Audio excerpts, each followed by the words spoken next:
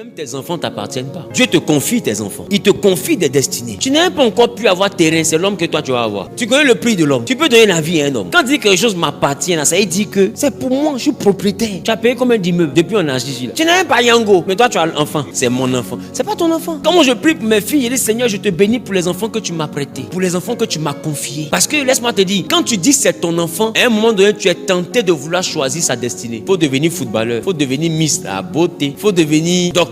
Faut devenir pilote. Tu es tenté de dire ce que l'enfant doit devenir. Oh, c'est pas ton rôle. Ça là, c'est donné à celui qui est propriétaire de l'enfant. Et c'est pas toi. Voilà pourquoi quand un enfant vient au monde, de fois sa maman meurt, son papa meurt, mais l'enfant ne meurt pas parce qu'il ne lui appartient pas. Il peut vivre sans eux. Au fait, comme il est sorti de ton ventre, tu penses qu'il est pour toi. Sinon, ton enfant va te regarder comme Jésus a regardé Marie et puis va te dire, femme, qu'est-ce qu'il y a entre toi et moi? Tu dois me mettre au monde du chiné pour pas me fatiguer. Tu dois demander à Dieu, la personne que j'ai mis au monde là, pourquoi tu m'envoies faire naître cette personne? Une fois que la personne naît, à quoi elle est prédestinée? Quel est son avenir? Seigneur, comment je dois l'éduquer? Mais je ne connais pas c'est quel esprit qui est venu sur la terre. C'est qui cet enfant? Non, c'est un prophète. Comment on éduque un prophète? Je ne sais pas éduquer un prophète. Il dit, bon, ok, comme tu peux éduquer un prophète, envoie-le dans ma maison. Il y a telle personne qui va lui inculquer le prophétique. Et à partir de 4 ans, 5 ans, 6 ans, tu prends ton enfant que tu le confies à un prophète de l'éternel. Un prophète de l'éternel. Et le prophète de l'éternel va l'éduquer comme on éduque un prophète. Quand il rentre chez toi à la maison, tu le dis comme on éduque un enfant. Mais quand il revient à l'église, le prophète le prend et puis lui dit, est-ce que deux fois quand tu rêves là, tu vois telle chose? Il va dire oui. Parce qu'il n'est pas prophète le jour où il naît. Il est prophète depuis ton ventre. Donc ses yeux sont prophétiques, ses sons sont prophétiques, son esprit est prophétique, sa mentalité est prophétique.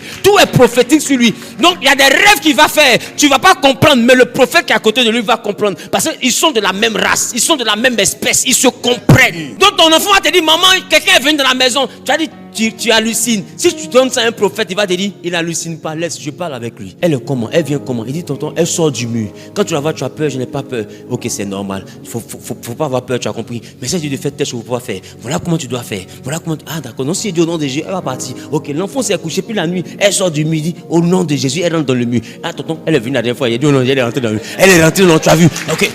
Et puis l'enfant comprend que son surnaturel n'est pas une malformation, c'est une identité. Mais vous, quand vous voyez ça, vous avez peur. Il l'envoie quelque part parce qu'il voit trop. Des fois, quand vous n'êtes pas chrétien, vous l'envoyez chez les féticheurs, ils n'ont qu'à fermer ses yeux. Oh, c'est les mêmes génies des féticheurs qui viennent, les sorciers dans ta maison. Et puis tu envoies ton enfant chez ceux qui sont censés venir te faire du mal pour qu'ils ferment les yeux du seul prophète dans la maison qui peut les voir.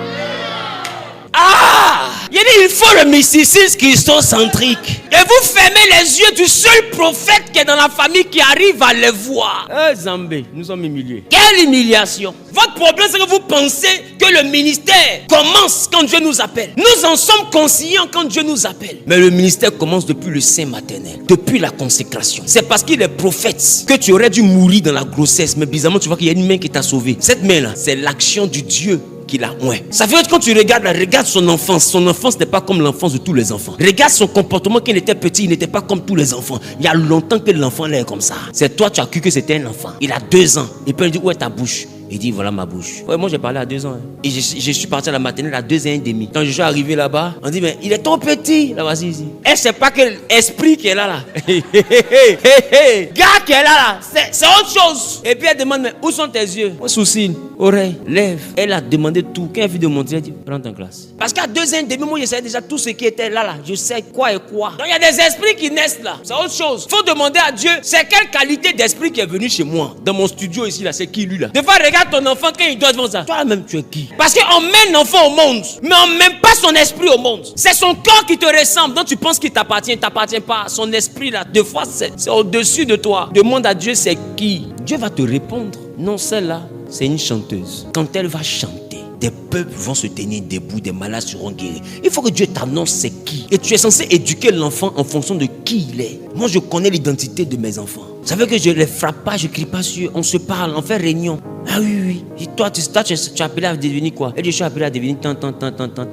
Qu'est-ce que tu dois faire? Il doit faire ça. Qu'est-ce que tu ne dois pas faire? Il ne doit pas faire ça. Mes enfants peuvent te dire, toi, ton enfant, il m'a une placali, il m'a une foutou, il m'a une foufou.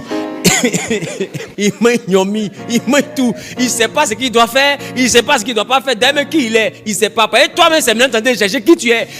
Du coup, toi, tu ne sais pas qui tu es, tu ne sais pas qui il est, tu ne sais pas qui ton mari est, vous ne savez pas qui vous êtes, et vous êtes ensemble.